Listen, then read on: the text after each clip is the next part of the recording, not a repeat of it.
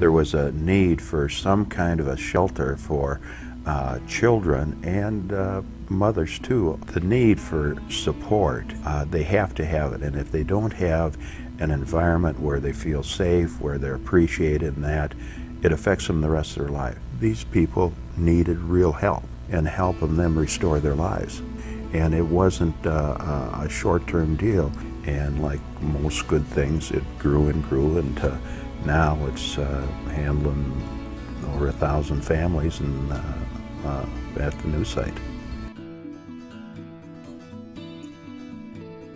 When I started practicing law, a police officer would respond to the scene of a domestic dispute, do a little curbside counseling, and the officer went on his way. People just overlooked it. I mean, that doesn't happen today. You do your investigation, and the law says that you shall arrest the primary aggressor. Our legislature says, no, we're going to have mandatory arrest, and we're going to have a mandatory appearance of the offender before a magistrate. I think that made a huge difference. Training is critical for law enforcement when it comes to domestic violence. All law enforcement officers have to receive some domestic violence training on an annual basis. The whole notion of domestic violence begins with the destruction of a woman's self-respect and attitude about herself. You're worthless. You're ugly. You have no talents. You have no skills. They lose their self-esteem. They start believing the things that the perpetrator is telling them. Basically, they can end up being a shell of the person that they used to be. And that destruction of self-respect escalates, gets worse, manifests itself in not only emotional but also physical abuse, sexual violence. I had been married 21 years to my husband. We were high school sweethearts, and shortly after we were married, he was always verbally and emotionally abusive, and it just continued on to be physically abusive. And that went from hitting to kicking to any kind of violence like that. I felt like it was my fault. I felt like I was doing something wrong, that I wasn't making him happy, and that I could do better and be the person he wanted to be. The victims of abuse, it may take them several times to try to leave. I learned from working with the staff at Children's Inn, among others, how dependent women are on their abusers. There's a lot of things that they're dealing with that I don't think a lot of people understand. Fear of the unknown, what's going to happen, what retaliation will I face if I leave, the threats. I'm going to kill you, I'm going to harm the children, I'm going to hurt your family. He would always say that if I left, he would take Lisa or make sure I never got to see Lisa again. And so that made me stay that much longer.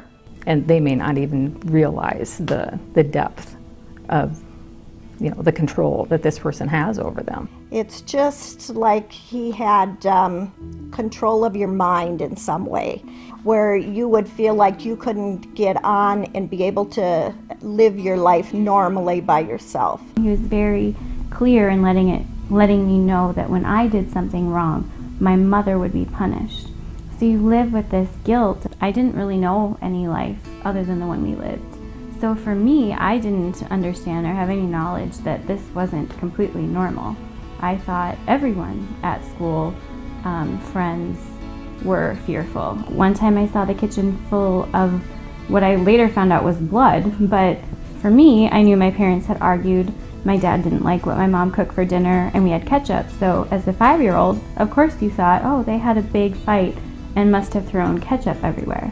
And then you realize later, when you come home from school and your mom is telling you, it's okay, you're not going to recognize me, but I'm mom. And by the time I was 15 years old, shortly before we left, the physical abuse would come on me too. And it's difficult for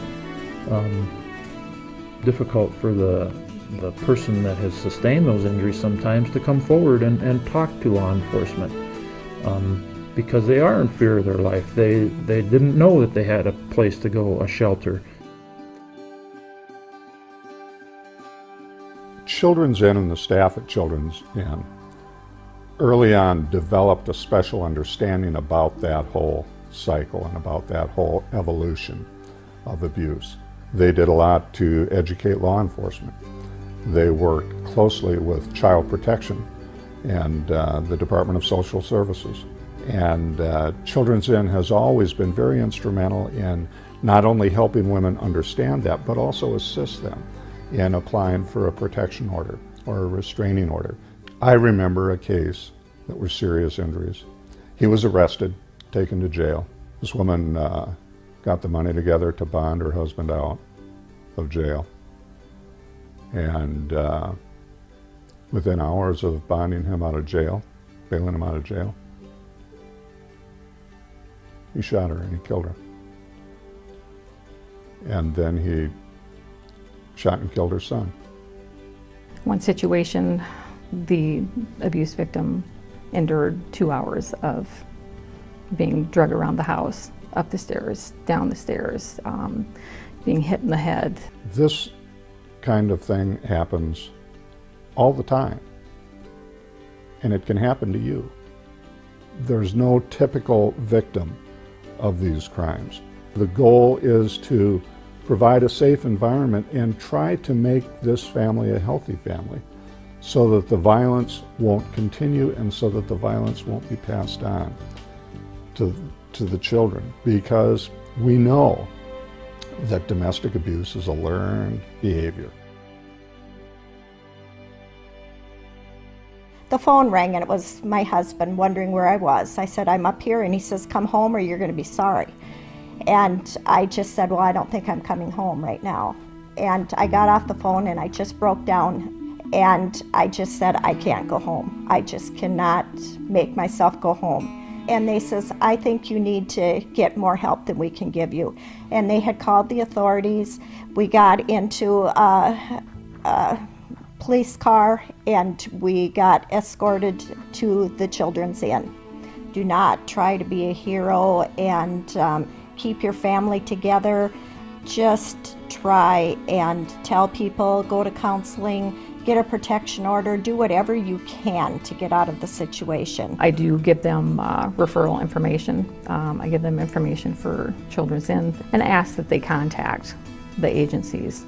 I've found with some women that they make that contact and then everything comes full circle. Their family's back in their lives, their friends are back in their lives. And it helps them get through. It helps them get through the situation. They have someone that'll stand with them. That will help them explain things.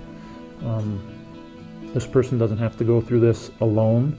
That's probably the hardest part for a victim of domestic violence, making that first call. And Children's Inn is a great spot to start, and they've got some excellent resources there. First of all, I felt safe. That was probably the biggest thing, is I felt safe.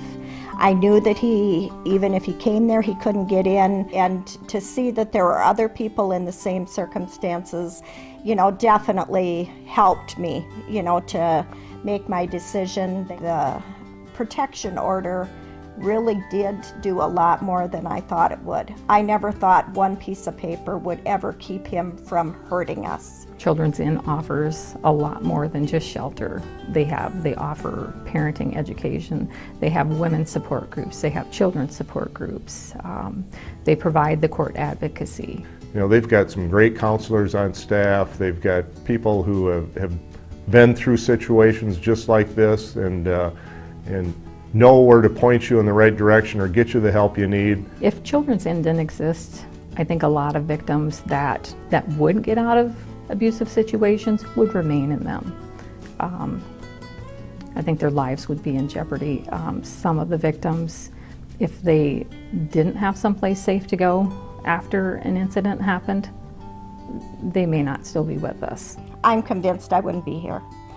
When they come along with those silent witnesses in October with names on them and victims, I think I would be right there with those victims, and if it wasn't for the Children's Inn.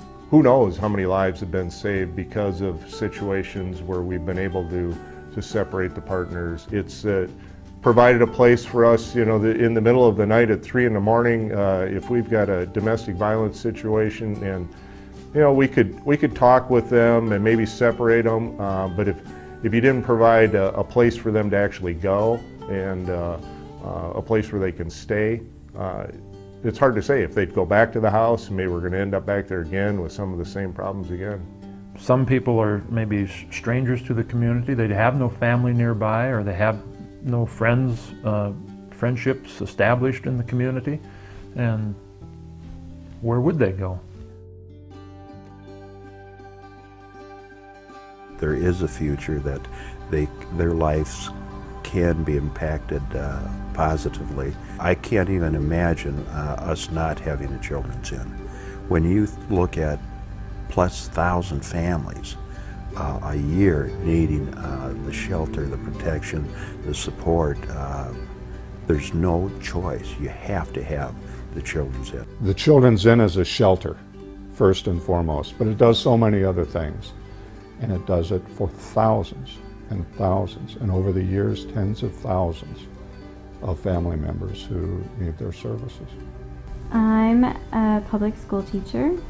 I've been teaching for about 9 years. I went to college after all of this, which no one in my family has ever went to college. It just kind of gives you hope, because you're used to being so hopeless. Like, you don't make hopes and dreams for the future, because there really isn't a future. It's just day by day by day. And there are people and places like the Children's Inn that their sole purpose is to be there to help you. You can have life happily after abuse.